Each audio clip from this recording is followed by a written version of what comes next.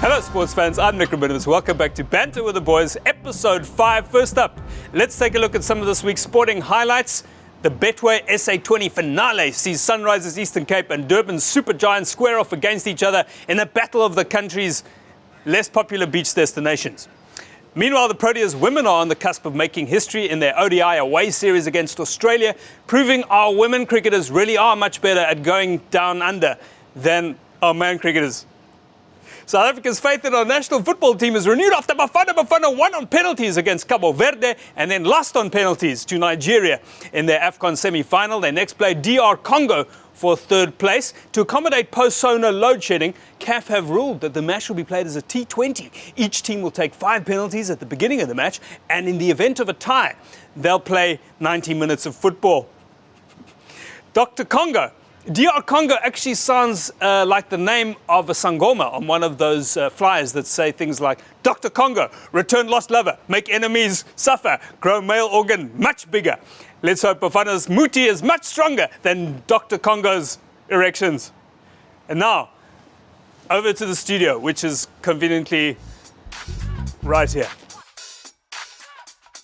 As always, I'm joined by my illustrious co-hosts, former Springbok captain and Paarl Gym opening batsman Jean Dolph Lundgren de Villiers and ex-Proteas bouncer Chris Morris. Where is Chris Morris? I think Chris is bouncing today.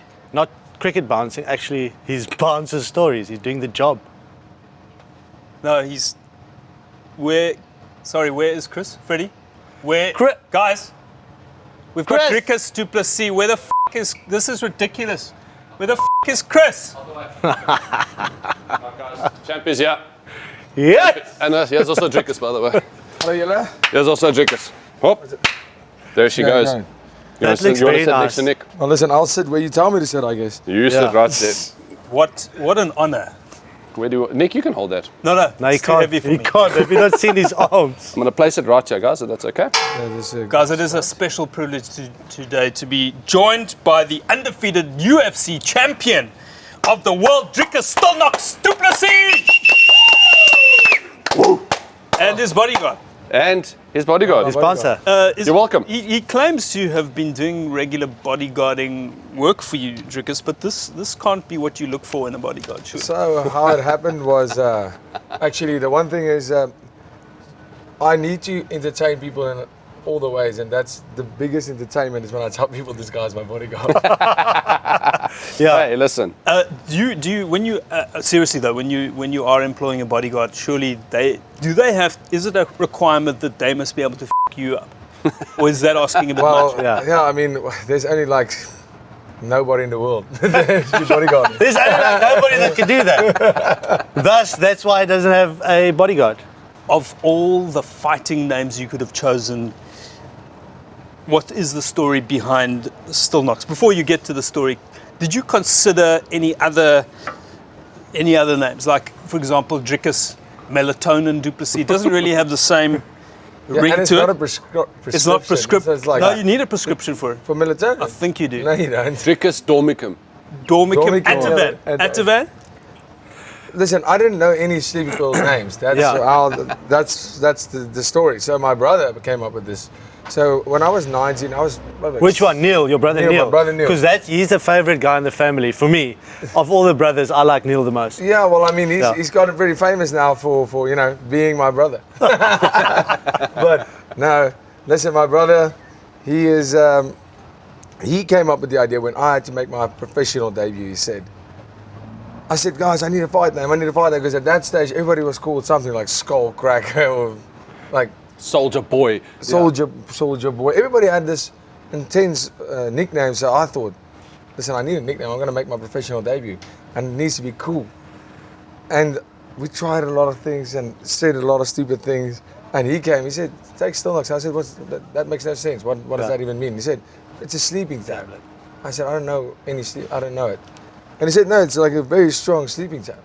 I said, "Okay, I'll go for it. Let's see if it sticks. Let's see how it feels when we get closer to the fight." And I couldn't think of anything better, and it stuck, and here we are today. What are some of the other names that you have? I can't say it. You I cannot say it. You gotta share it. The one, I remember the one specifically was Pretty Boy. They wanted to go with that. Because No, that would be good. That was, I went, no, that's I mean. don't- that was That's way mean. before That this. sounds very That was way intimidating. before this. That was a lot of fights ago. Villiers, you recently got a new nickname. Apparently, Did I? you try to grow your beard. Have a look at this. You try to grow his beard in December, Dolph. and they Yes. changed his nickname from Dolph Lundgren to Santa. Look at that. Is that rare? It's rare. That's like 14 years ago. Is it really? It took 14 years As to much grow as that how long beard. it took you to grow it. Yeah, but he said something, you know, quite special earlier when he arrived with the belt, and he said, you know, that's not his belt. That's still South Africa's belt for a couple of weeks. 100%. That's so cool, Jig. And you really are such a proud South African, and I'm sure it can be a lonely sport sometimes because it's just you, even though you do have a team around you, but it's not like the box where it's a whole team that goes out and performs. Yeah, people only laugh at you if you get in mood. Yeah.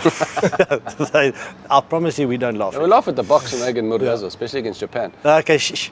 But is that not meant to laugh at that? Is that really the way you feel about it? This is for South Africa? That was part of the 100%. motivation? You know, for me, the biggest part of that motivation going in, you know, if you're going into that fifth or fourth round, you can only see out of one eye and you know things are not going well, you know, you're hurt, you're tired. That's when you get into a position where you say, I know, when I walked out there, I remember myself as a fan sitting in the stands when I watched fights. Yeah. And when you get that, especially on the main events, you get that feeling. You're like, this is so intense. And you're not even fighting just before the fight starts. And I know the whole South Africa is awake right now, in different times and in different worlds. And they are watching this fight. And they really, truly want me to win this belt. And not because they want me to succeed, they want the country to succeed. Just like when we watch the box, because it gives hope to every single South African out there. It gives pride in our nation, and regardless of any obstacles we as a nation ever face. And for that moment, for that time period after winning that World Cup, after bringing this belt home, none of that matters. It's only positive, and it inspires a whole nation. And for me, that is incredible because we are one incredible nation. And South Africa will forever be Yes. part of that belt going forward because, and if we can zoom in, Tell us what's going to happen. but maybe Dricus, tell us what with a flag. I'll hold it because I'm your bodyguard. So here you can see all the countries that has held this belt, and it's the colors of the flags. Yeah. And now it's time for the South African flag, and it will be on that belt forever. Must be. It's going to be. Etched in history forever. There's no taking it away, and that is what made this fight so special for me. Is the fact that there's never been a African residing champion. Yeah. There's never been a South African champion, and now this, no matter what happens ever, this can never be taken away from the country. It can never be taken away.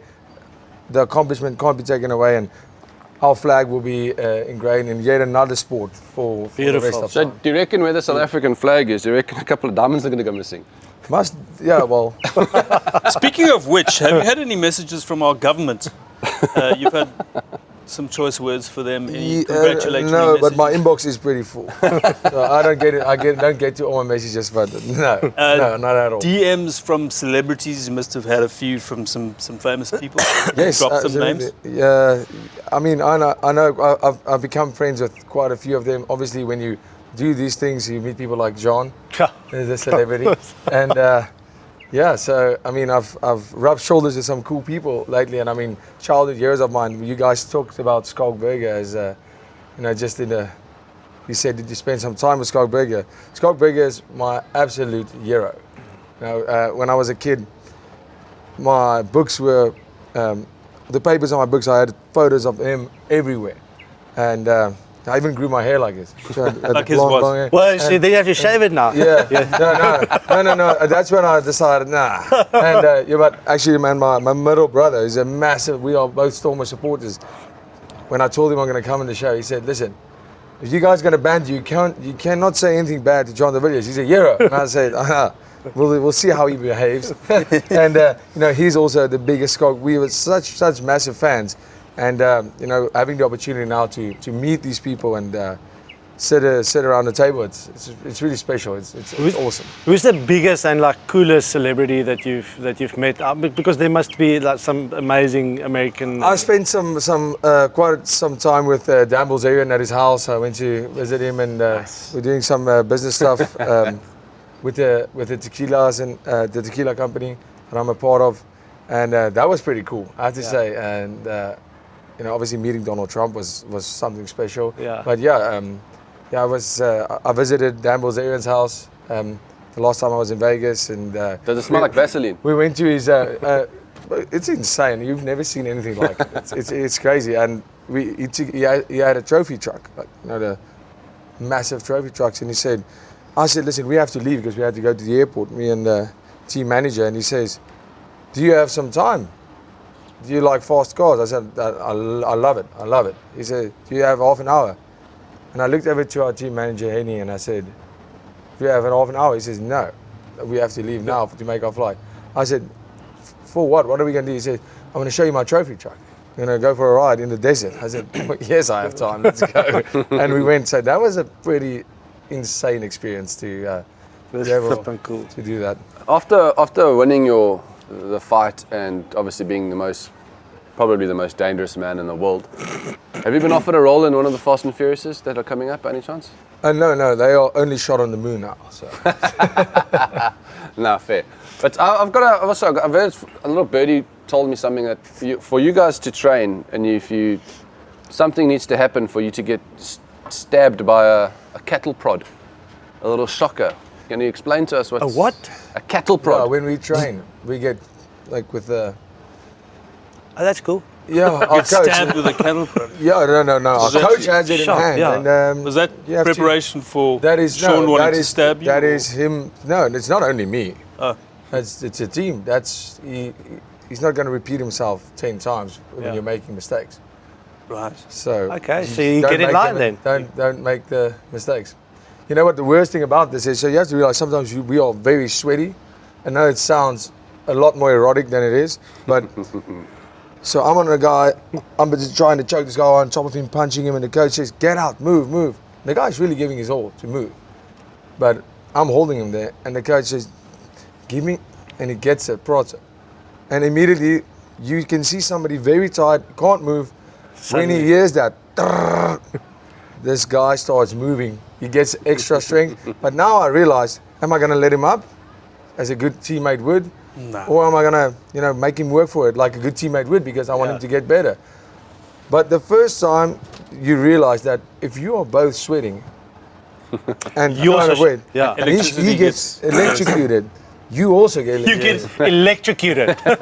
It's terrible. It's terrible. So when I see guys coming, I'll just act as if I'm really trying and help this guy. I'm like, get to your feet, man. Go on. We're all both getting shocked for this. So, but it's a alternative but good method. I've heard a story from someone saying that when you were From someone. yeah, from someone. Okay. I like where this is going. We have a WhatsApp group. Yeah, saying that when you were younger, you used to, I don't know if you were still at school, maybe at the end of school or whatever, but on weekends, you would go with your bakkie or whatever and park outside nightclubs and pubs and whatever and sit there and wait for fights to happen and then watch fights happening and... Yeah, I mean, I'm from a place called Hartbeespoortdam. Yeah. The Devil's Lair. No, it's amazing, and Brits is right there, so and we had a place called Legends, and that was the only place there. Yeah. A nightclub. It's not a nightclub, it was more of a bar, but it was the only one. A pub club. It was inevitable that there would be a fight on the weekend. It was, listen, if you didn't see at least 5 fights a night, then, I don't know, then you didn't look. And it's free as well. It's free, 100%. It was a poor night. No pay-per-view So, there. Especially from like around, I would say from around 11 in the evenings. That's when it started going. Sometimes even at 6. But I wasn't 18 years old. Okay. Then I was still in school. So we weren't allowed to go into Legends. Got you. So it's under 18 place, but you're only allowed to go in when you're 60. If you're from, it's a small town, what are you going to do? But Under 18, are you allowed to go? so we would go there.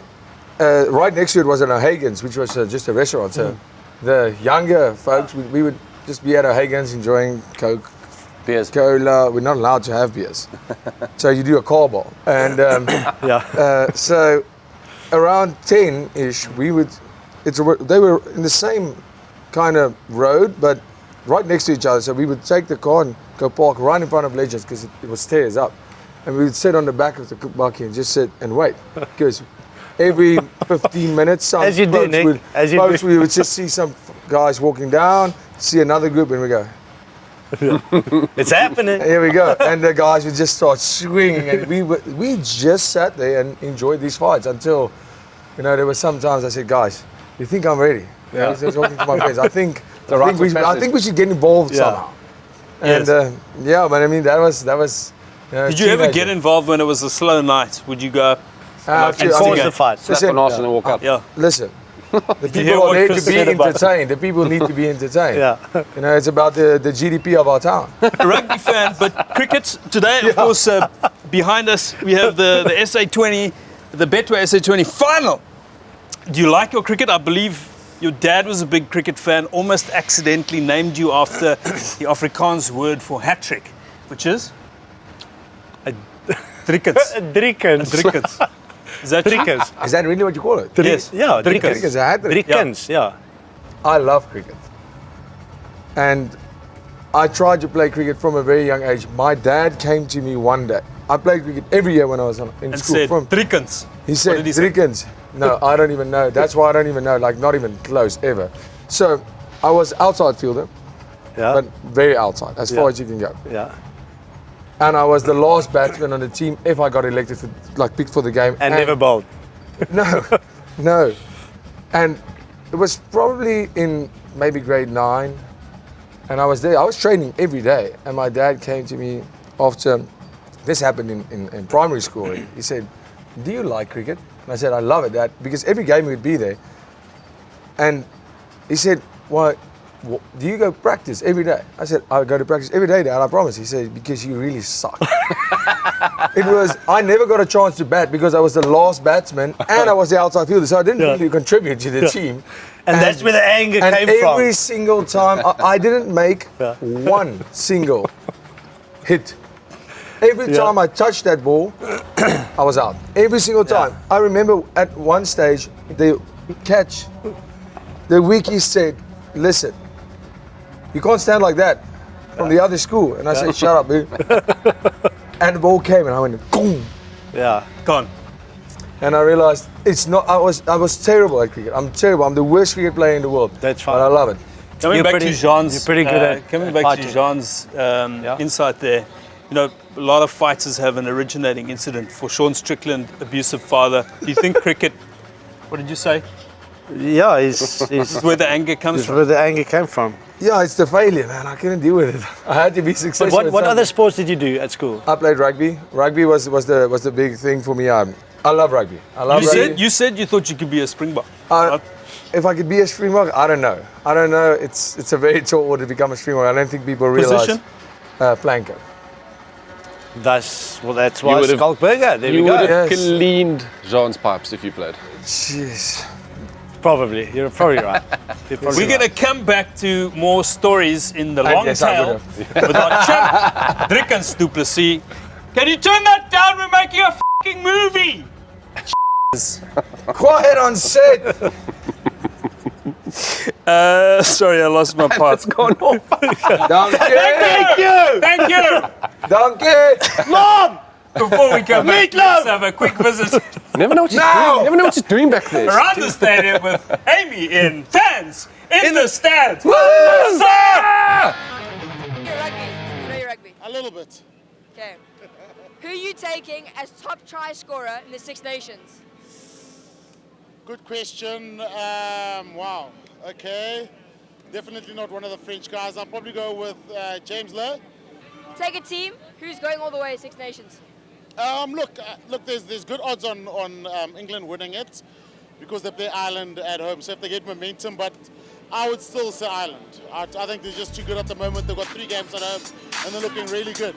Let's talk about the epic victory over Sean Strickland. Were you ever worried in that fight that you might not have enough? During the fight. Yes, during so the fight. during the fight, after the first round, I immediately went to my corner and said, Coach, listen, we need to do a little bit more. I understand that because that was our whole game plan. First 2 rounds, keep the pressure, keep him on the back foot because he does his best work when he's pressuring forward and he gets momentum. You get guys that are back foot fighters, then you get guys that are front foot fighters. He's a 100% a guy that if he's going forward and he makes people tired that way because he just keeps on, doesn't hit hard, he just throws quantity and he's just on you. So that was our plan. And after the first round, I just kept the pressure, but we didn't want to go for an early finish. That was not the plan because you can get tired, gas out, and they expected that because that's how I always fight. And after the first round, obviously my eye was already closed and I walked into a lot of the jabs and I didn't even care about it because it wasn't hard. But even with those small gloves, it doesn't have to be hard. Your face is just... And I realized, I think we lost the first round. I went to the corner, I said, we lost that round. I said to my coach, I think we should do more. And he said, yeah. And I turned it up a little. Second round, got that round. And from the third round, that's how our game plan worked. Third round, we start going for that finish. 3, 4, and 5. And it's a hard game plan because if you do get tired in the first 2 rounds and your whole game plan was about going lighter in the first 2 and then pushing the pace in the third, but it worked out perfectly. I felt amazing in the 3rd and 4th and 5th round. Also knowing you haven't gone 4th and 5th. That's the other thing, because I've done it in training a lot. But, everybody says you can't do it, and I have had the criticism of being a guy that fades later in the fight.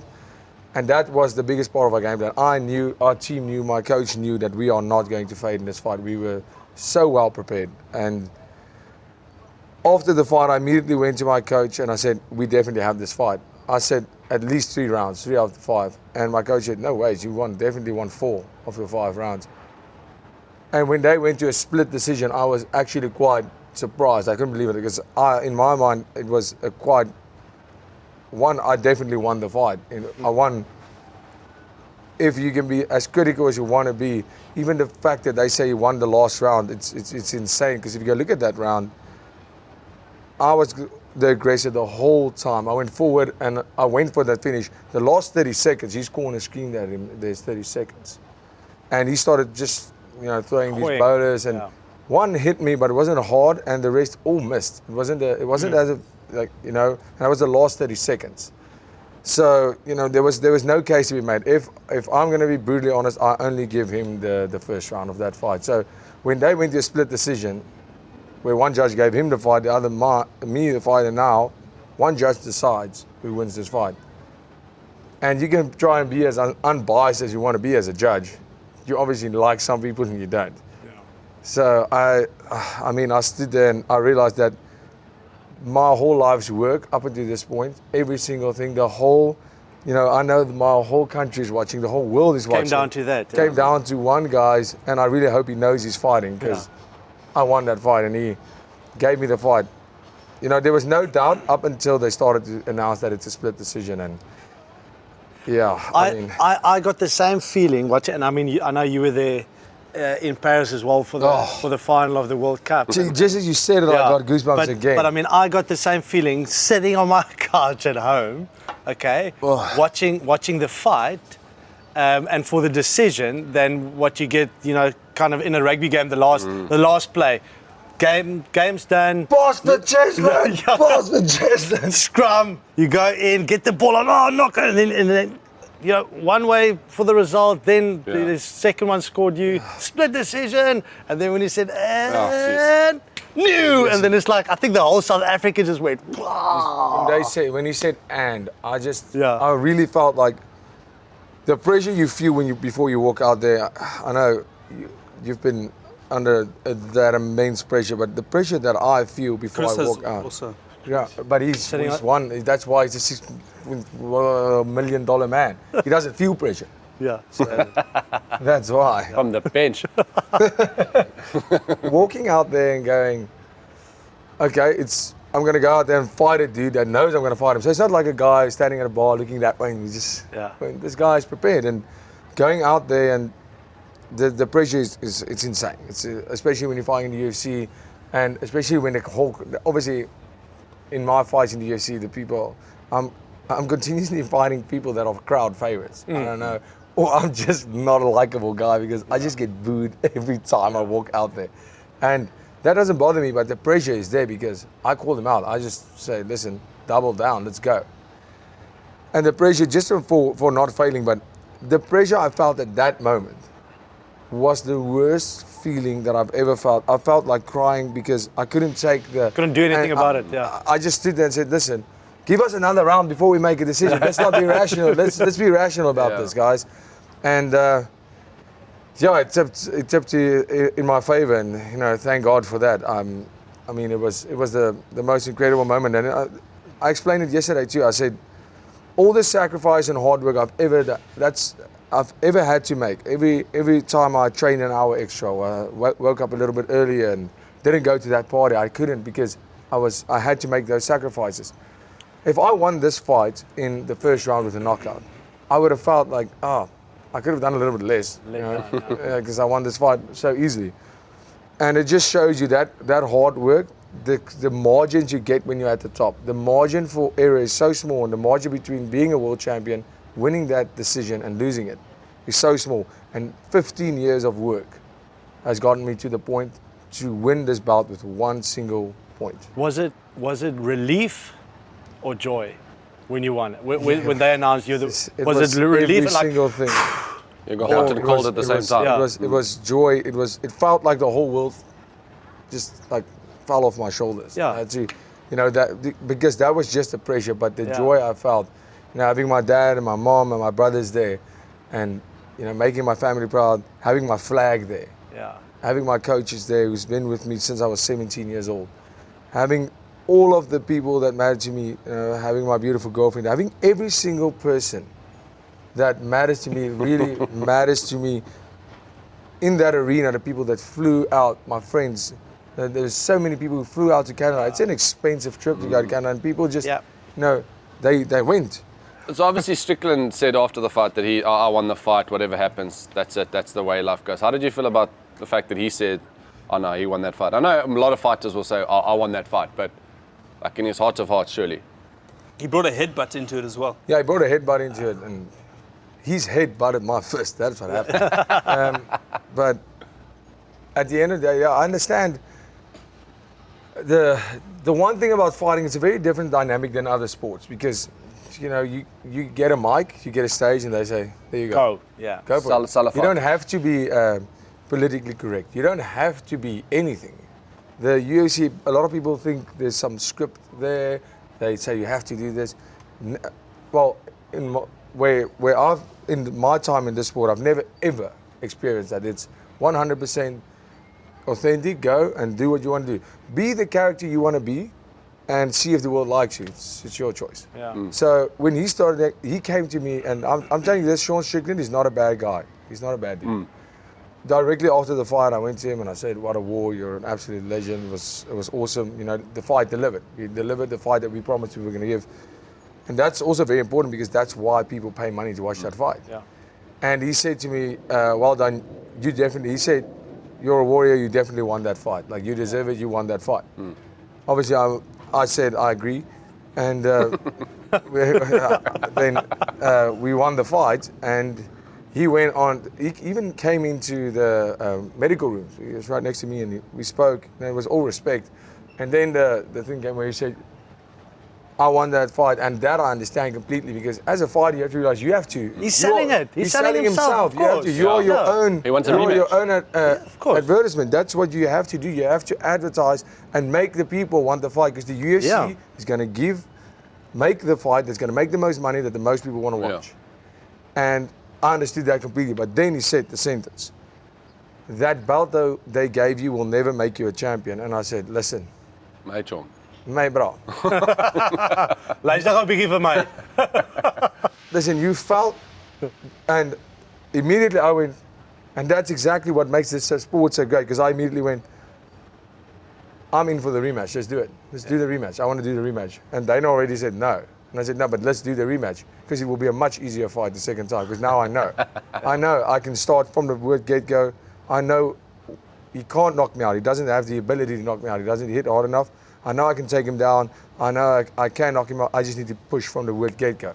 Let's do the rematch. Everybody's like, whoa, Settle down, Tiger. What's Relax, up? boy. And, that's what he did great. He got that reaction, and that's what he wanted.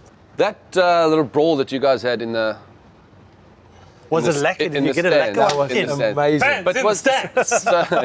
But that, obviously there was a lot of chat that was set up, that they planned it like that. Obviously, I wish they would have Dana said informed me because like I said, if it was set up, I didn't know about it. That sucks. what the fuck happened? Didn't even warm up. That's Yeah, what I wonder. and I got punched in the head. Come on. Like, what happened there? Like, how did it kick off? So the whole thing happened with, obviously, we walked in, and I saw Sean Strickland sitting where all the fighters sit on the ringside, and I saw Sean Strickland on that side, always wearing his white shirt. It's- Dave Miller. Yeah, that's Gets how noticed.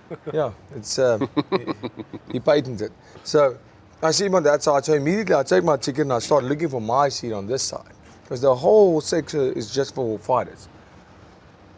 And the security guy looks at my ticket. He says, "No, you're on that side." I go, "Okay, interesting." And I see I'm maybe seat number 4, and I look at where Sean Strickland is sitting. Let's say it's it was. So it's A, B, C. I'm number C4 or something like that. And I see Explosive. It explodes, C4. Oh, that's why There you I go. use that. Okay. Nice. And I see him and I go, this is interesting. And I start laughing because here we go. Obviously, that's the night directly after that press conference, which he wanted to kill me. And our team manager again, Henny, says, "Oh no, this can't happen. This is very bad." I said, "Chill out, man. Nothing's going to happen.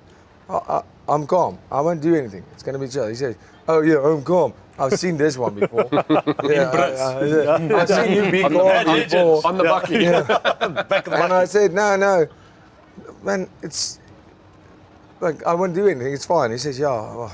And then they told us, "We are going to put the camera on you, Dricus." So they come to us, they said, "After this fight, we're putting the camera on you, so you don't leave or just for the hype." And immediately I know he's from Vegas. He lives in Vegas. He's American. I'm definitely getting booed to shreds when that camera comes on me, and he's going to be cheered. But now I'm sitting here. He's sitting right in front of me. It's one row. It's me, one row, him. But exactly. Yeah. I mean, we're 2 meters from each other. And so now I know when the camera's going to be on him, you are still going to see me in shot. So when the camera comes on me, and I just start booing with the crowd because they went boo when the camera comes on me, but you see him in shot too, and I just go, "Yeah, let's boo this guy." And obviously that happened, and he did his whole thing with a gun. And Gun? Yeah, he went like, "Ah," right. and I said, "Oh, like, if you want to shoot, like, even with a gun, you won't beat me," or something like that. I said that. And he turned around like that, and I said, "You better look in front of you before I, You can say it. What did you tell him? bliksem you." Kom maar aan het gebruik, maar my sissies. Yeah. Don't say that.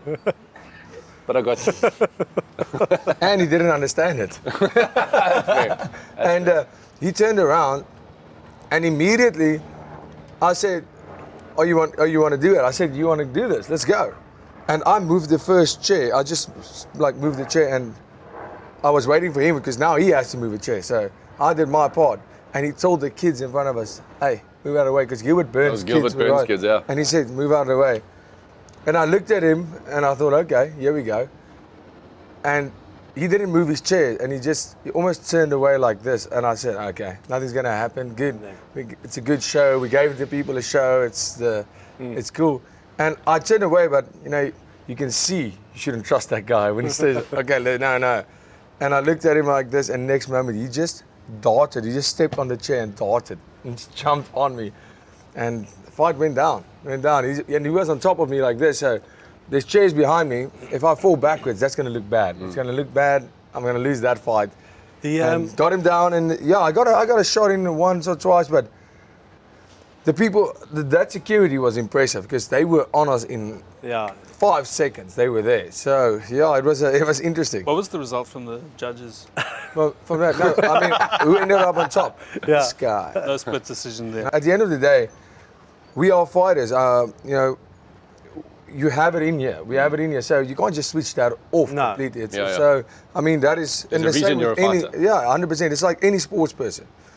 When you are a professional sports person, whether it's cricket, rugby, fighting, when you have to play table tennis at a kid's birthday party, against the kid. Fuck them up. You are there to win. You can't help it, and that's I honestly believe you can't help to be that competitive because if you don't have that will and that want to win, you can't be great at sport. It's like electricity in the rest of the world. You know, it's there constantly. You need it's it. not like South Africa where you just switch it off and then You beg for it. It's right. yeah, and then it's gone. So Ours can't. if you got cut in that little brawl there, and sorry, you 2 weeks away from fight week, you get cut there, fights off like Fury. It's happened to Tyson Fury now and Sprawl. If that had to happen, how much cuck would there be? Oh yeah, I was so scared. I thought of that immediately as the fight happened because I got him down to the floor pretty hard and he hit his head. I know, and the biggest thing is, you know, the doctors of the UFC, they need to look at fighter safety first. And obviously he hit me with some elbows and stuff on the head. So with that adrenaline, you don't feel any of that. You feel the shots, but you don't feel. Yeah. So, I mean, I might as well have had a cut.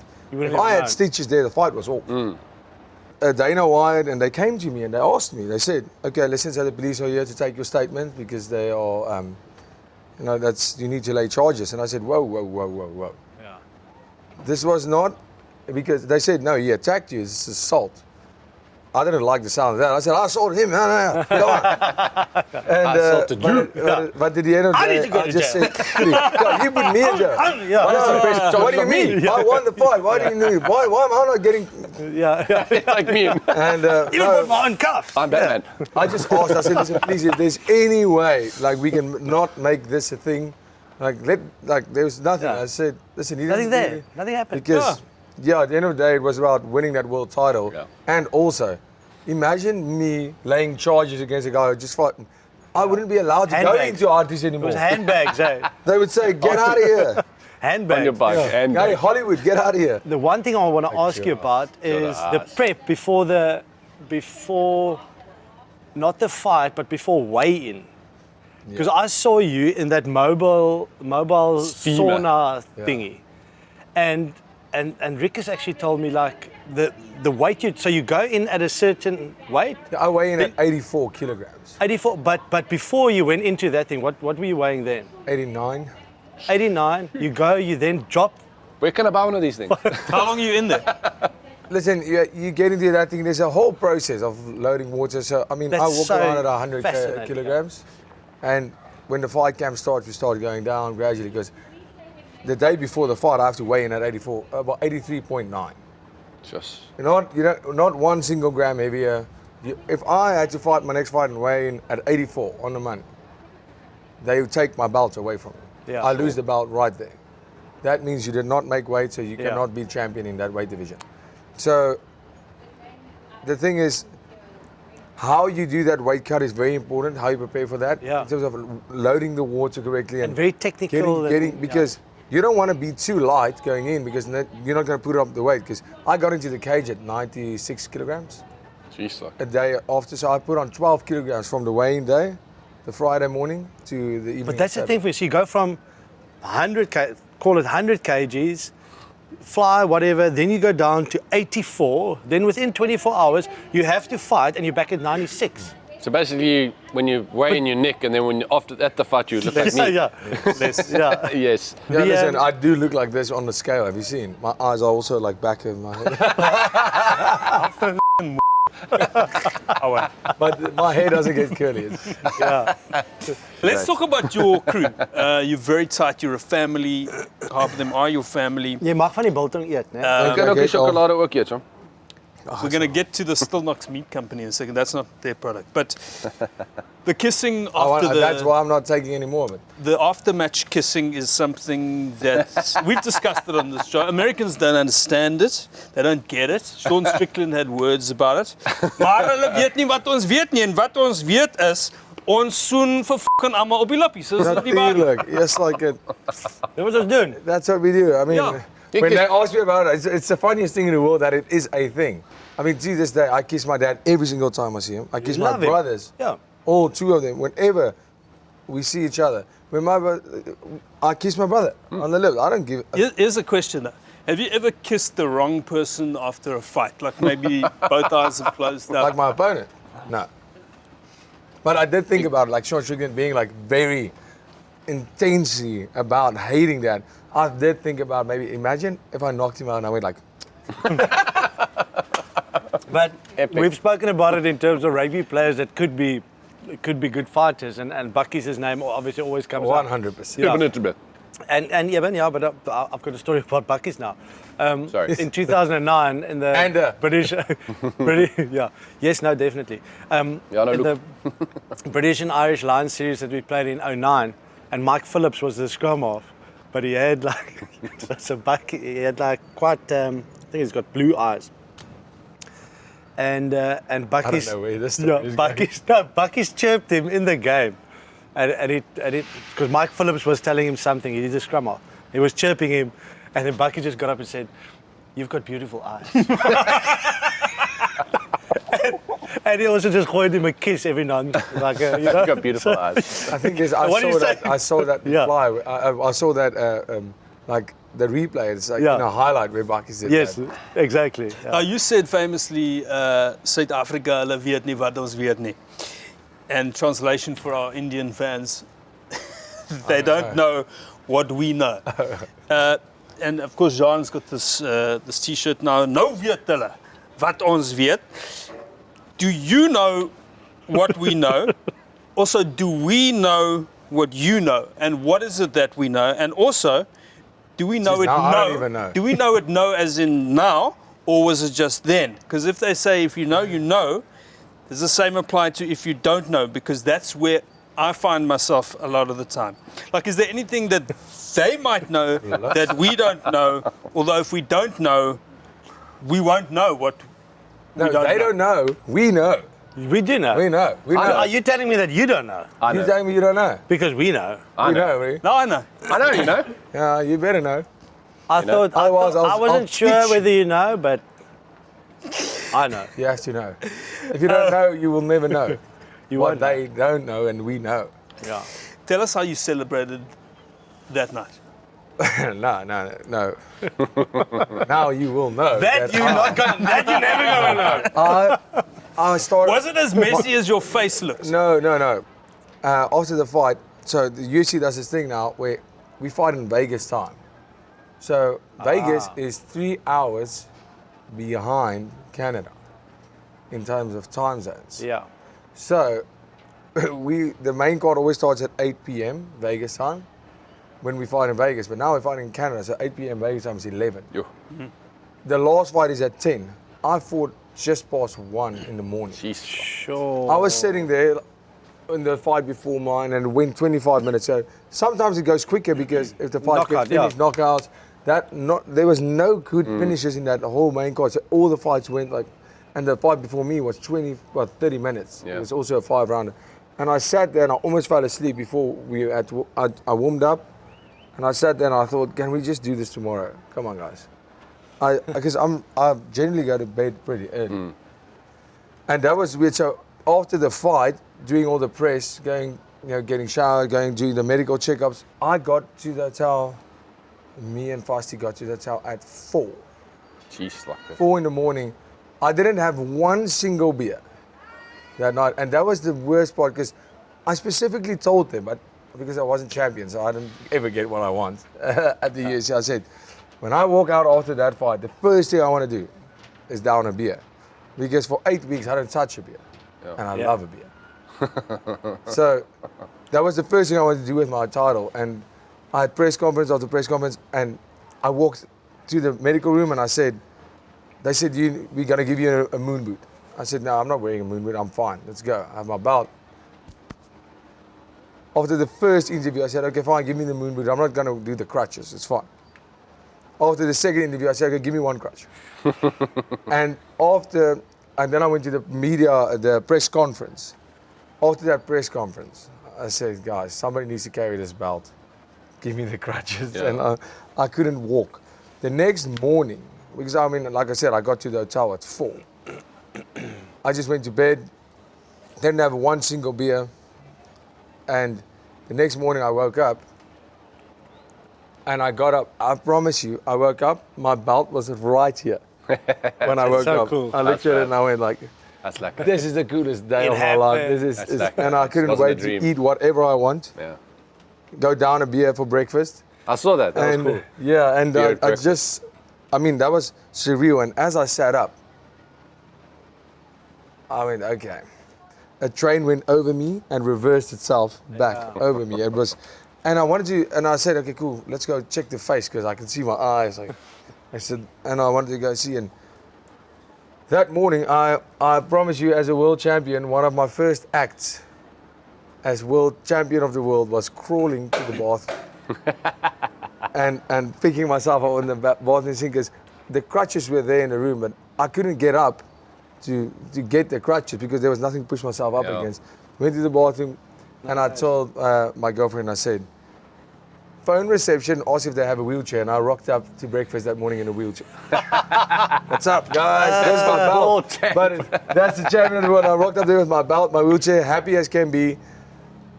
Second beer. I went, okay, where are we going, guys? Let's go. That's beautiful, man. Speaking of beer downers, it's over to Fans in the Stands with Amy, Debbie Downer. My AKA Amy. My Jenny. We'll be back in a second. Okay, so you guys from England, you're big into the Premier League, surely. I am, less so her. Okay, so I'll swing this way. Yeah. Who's your team? Who you support? What's your ride or die? Crystal Palace, so guaranteed 14th finish every year. Who do you think's gonna win it overall this season? Man City, probably. I wouldn't mind, as long as not Arsenal or Liverpool, I'll be happy. I think City will do what they always do. They'll win 15 games in a row at the back of the season and they'll win. I agree with that statement. That was episode 5 and the final episode of Fans in the Stands. I think we left it off on a banger. Let us know what you think. We want you to reply to some bad mouthing that your fellow fighters have been throwing your way. Let's start with Brendan Allen. Who is she? Brendan Allen, she recently said, I'm so sorry. Brendan Allen, okay, firstly this week, Brendan Allen said that he was unimpressed by your skills. You were overrated and incredibly lucky And to the world be champion. the champion. I forgot. What do you have to say back into that camera there to Brendan Allen? Oh, Brendan, I'm really sorry for the time I made you look like an idiot in front of everybody. Because it was true, you are an idiot. And maybe if you start winning fights more, you know, the man is not consistent. You can't just win a fight and then lose a fight. He's been consistent, he's been fighting nobodies. Talk to him. I'm telling him, Sean Strickland knocked him out. Sean Strickland destroyed him. So the poor guy, and I understand, it feels terrible. You're never going to be champion. Sorry. There you go. That's Brendan, whoever Can I you tell are. you a story about that, Brendan? Why do. the hate? Why he hates me so much? It's really funny because I also didn't understand it. The gym I train at when I'm in America, amazing people. It was Sanford, it's now Keel Cliff FC down in Florida. And the people are amazing coaches. I have a lot of friends there. And Brendan trains there as well, but he comes in for his camps. And he just had a problem because we're fighting in the same weight division. But I mean, you're training with a lot of guys that's fighting in your weight division. I mean, it's a massive gym and they have like 70 pros. It's crazy. And we sat, and Brendan told the guys that I made friends with there, always when I go train there, and he's friends with them too, no, when he's going to train with me, he's going to go super hard and all that kind of shit. And I said, well, listen, I'm there to go hard. That's what we do. And we went to lunch because one of his very good friends is very good friends with me. So we went to lunch and Brendan came with. And the whole time we were at lunch, he's just like, why is this guy here? This stupid South African's with me. It's my friend. But he didn't say anything. He was just on his phone the whole time. And I thought, as South Africans do, let's break the ice. Let's, friendly banter. And he lost his last fight before that. And I know he has been vocal, like he wants to fight me. And I just went, and he had a vest on, and he had a tattoo with a date on it. And the date said 2-7, I think, something like this. And 1.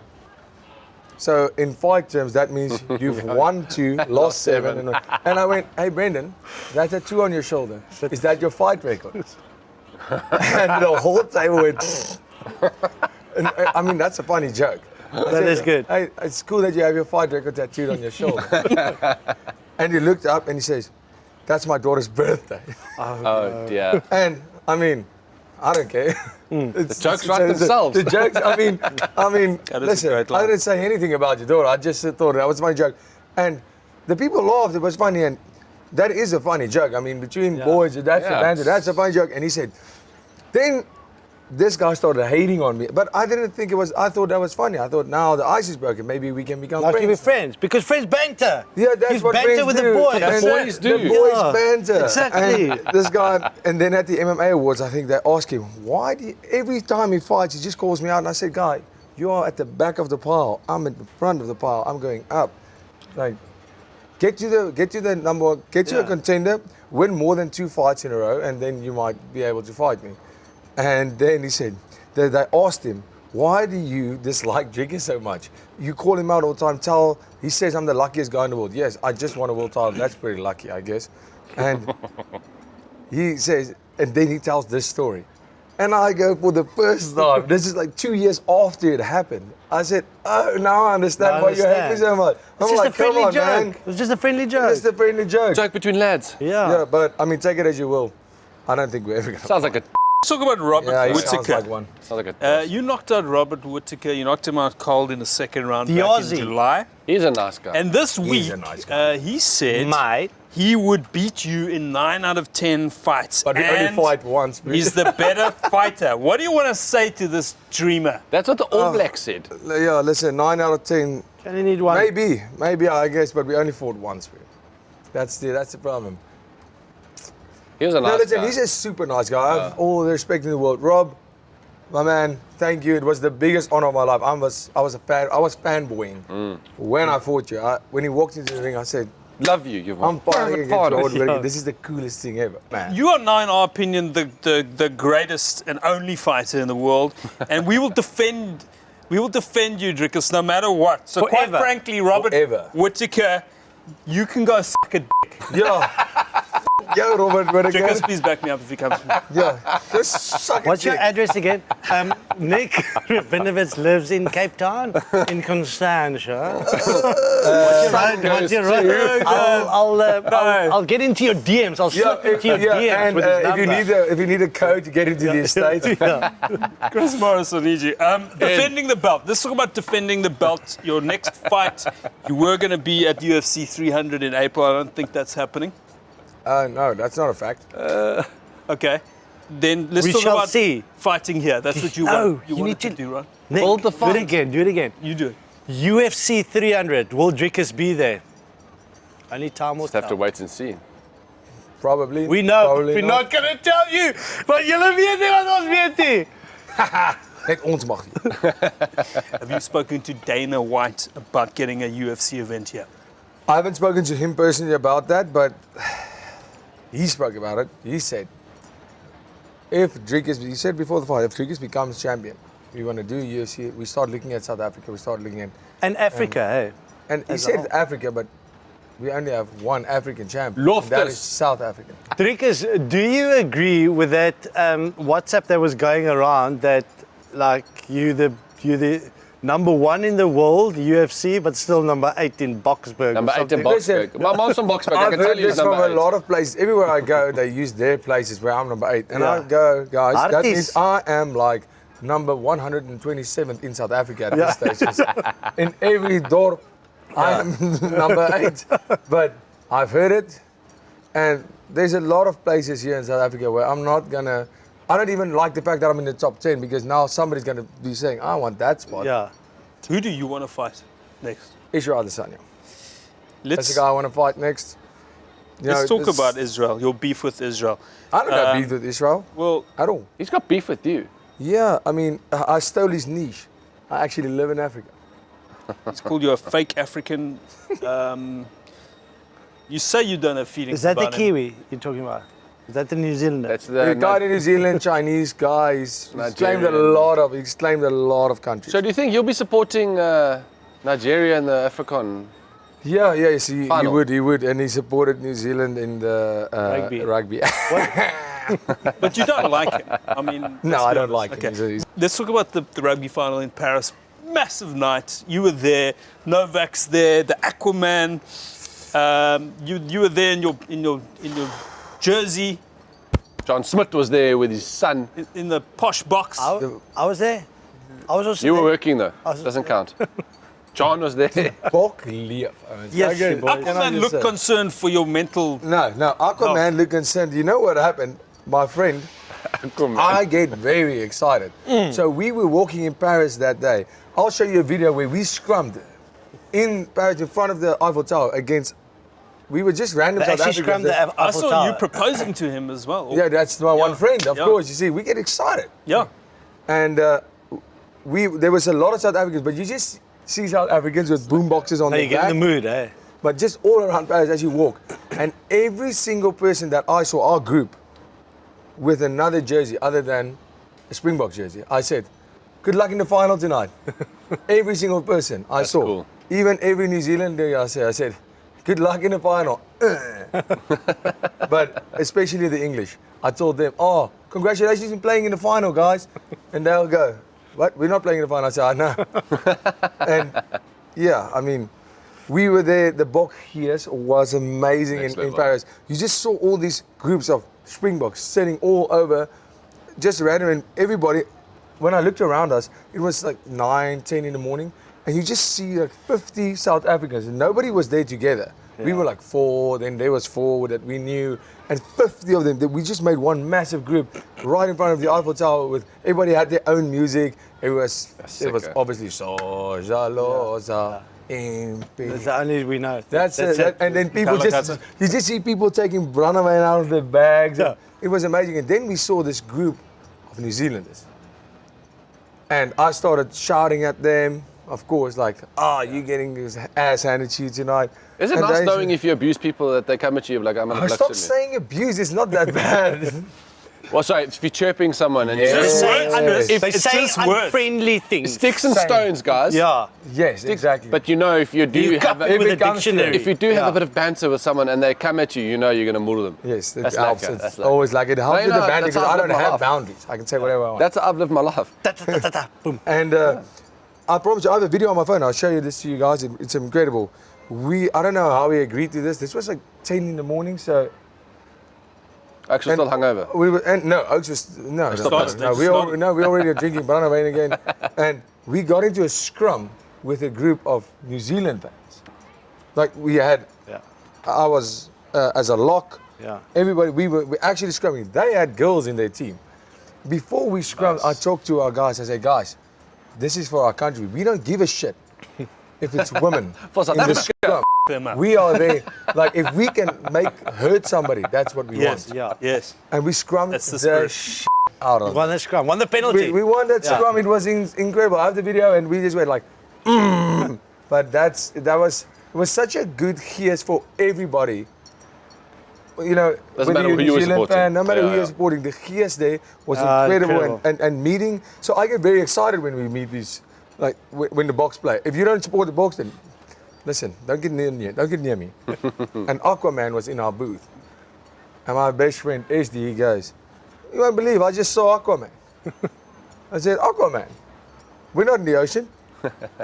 And he goes, I said, go, I want to take a photo with him, that'll be awesome. He says, no, I'm not going to take you to him. I said, what? Take me to him, show me where he is. And he said, I know how you get. He has a New Zealand jersey on. Yeah. I'm not taking you to him. I said, what? I want to meet the guy, I want to take a photo. He says, no, you're gonna be rude, I know it. I know you're going to be rude. I said, I promise I won't be rude. Come on, take me to him. He says, okay, promise? I said, I promise. We go, we meet Aquaman, aka Jason Momoa, I guess that's his name. And I meet him and I go, yes, you like it, Jason? And I told him, listen, Jason Yamura. I promise you, I said this to him, I said, listen, Jason, I drink. I said, Jason, this is not the ocean. I will f you up. Nice. Did you say I that? told that to him because obviously we were Yeah. having a couple of beers. And I said, Jason, this is not the ocean. You have no power here. Yeah, I'll move you, bro. This is not easy to answer. Who is the biggest in the UFC? Not who has the biggest, who is the biggest. Oh, I That was just you about to would say, really I like to say that take about down. myself. Ah, nice. I hate talking about myself. Who's the biggest in the UFC? No, don't answer that. No, I Don't. can answer that. Tell us. I want to answer that. I'm going with Israel Adesanya for sure. 100%. Biggest dick. Game on, boy. Easy. Quick-fire questions. Dricus Du Plessis, best fighter you've ever faced? Shadowboxing in the mirror. Nice. Worst fighter you've ever faced up against? You'll see afterwards. Same answer, just after a big night out. Biggest enemy in the sport? My enemy. I don't have enemies in the sport. I don't see anybody. I promise you, and I stick by this. I know I give Israel a lot of shit, but in all honesty, I do not have an enemy in the sport. I don't have somebody that, you can be the biggest in the world to me. You can be the nicest guy in the world to me. I still want to kill you when we fight. That is how I can say that with all my heart. Cricket, same thing. That's how I feel. I really do not care if you are the nicest guy or the biggest. It's strictly business. And afterwards, if we are friends and we have a beer, I always have respect for anybody that's willing to step in there. That's one thing. I respect each and every one of my opponents. Chirpiest opponent? Chirpiest should have been Strickland, but owned him. Best press conference or in-ring sledge you've ever heard? Conor McGregor is the absolute good, eh? G, the goat. The goat when it comes to banter. The stuff he said, like, he's ruined careers with one single sentence. There was the one guy who, he didn't ruin the guy's career. I just said that guy's name. He became who the is that guy, dude? That he became because he said to Conor, people was speaking to Conor on a big press conference, and Conor was busy speaking. This guy he wasn't even fighting Conor. He said, this guy TKOs people. I knocked them out. And Conor looked around in the slickest suit you've ever seen at this guy. It's not the slickest suit you've ever seen. And he went, who the is that guy? And that guy has been fighting in the UFC for years, maybe 10 years. And the whole crowd that video went so viral. Yeah. And whenever I say the guy's name, his name is Jeremy Stevens. And no disrespect to him, he was a badass fighter. He's not in the UFC anymore. But whenever I refer to him now, anybody, and people say, Jeremy Stevens. Who the is that guy? I go, who the is that guy, dude? And people go, oh, that guy. That's beautiful. So, I mean, to do something like that, Conor is a master of mind games. He's the best in the world at that. He's proven it many times. He gets guys to throw these shots that he calls. He tells them, you are going to throw that shot. You are going to throw that shot, and then I'm going to do this. And he wins the world title with exactly that combination. He's so good at planting seeds in guys' heads. Conor's actually a bit heavier now. Would you like to fight him? I think he's going to fight. I should be honest with you, Conor's a lot smaller than people think. He's a short guy. He's a thick dude now, but I don't think Conor. I don't think you should say thick. Don't copy Mayo. Thick. I don't think he's going to. In my weight division, no. I don't think he's going to stay there. But I mean, if ever, like you said, red panty night, let's go. If it's ever a situation where I get the opportunity to fight Conor McGregor, I would love it. But it's just not something I've seen. I visualize a lot of things in my career, most of it. Everything has worked out the way and I just don't see that happening because it's not. I don't think that's his route. Conor, he wants to fight another guy that's actually a lightweight at middleweight. It's a completely different story than fighting an actual middleweight. Yeah. I can tell you that. A lightweight's a guy that fights under 70 kilograms. And now he doesn't diet, he doesn't have to cut that weight, so they're fighting at 84 kilograms. That's a big difference in fighting a guy that's coming from 100 kilograms to fight at 84 kilograms. Do you think, in tennis, like they do these exhibition matches, Federer plays Nadal at Cape Town Stadium, and all the people come out and they talk and they're mic'd up and all that. Do you think we can do that this year? Because South Africa is playing Ireland in July in test matches, rugby, and then we're doing like an exhibition MMA, Conor McGregor versus Dricus Du Plessis, and then you guys just slap each other or You stuff just like. act as if. No, I don't. That won't In work, MMA, it's just, I think it won't work. It won't work. No. It's just an idea. I'm trying. Listen, Because one slap too hard and you go. that's what I'm saying. It's got to sound like. Yeah. Is it? Corner. Corner. Corner. Hey, Connor.